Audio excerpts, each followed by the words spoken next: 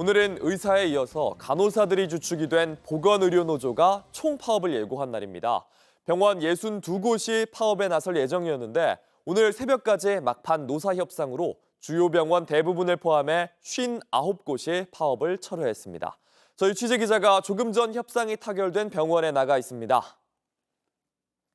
조보경 기자, 지금 한강성심병원에 나가 있죠. 파업은 하지 않게 된 건가요?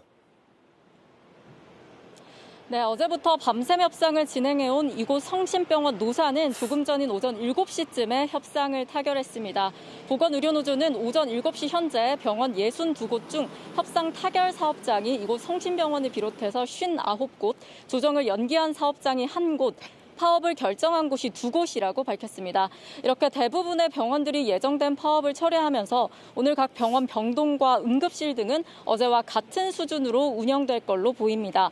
파업을 확정한 곳은 광주 조선대병원 등 2곳으로 조금 뒤 8시부터 파업에 들어갈 예정입니다. 파업을 강행할 거라는 의견이 어제까지도 강했던 것 같은데 여러 병원에서 파업을 철회한 이유는 뭔가요?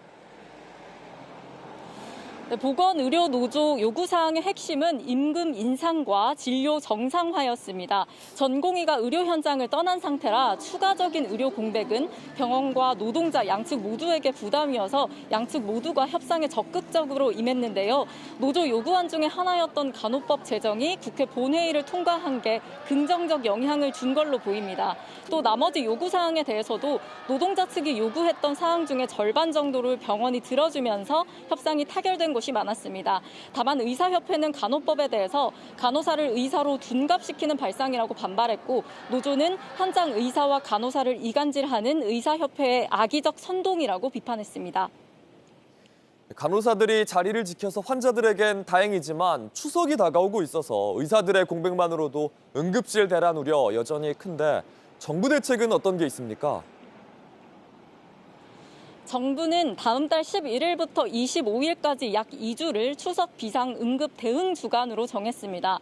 당직병원을 4,000곳 이상으로 늘리고요. 또 응급실 전문의의 진찰비도 250%까지 올려서 인력을 확보하겠다는 계획입니다. 하지만 전공의 이탈로 인해서 절대적인 의사수 부족을 메우기는 부족한 상황이라서 연휴 때 아프거나 다친 환자가 응급실 뺑뺑이를 돌 수도 있다는 우려가 나옵니다. 지금까지 서울 한강 성심병원에서 JTBC 조보경입니다.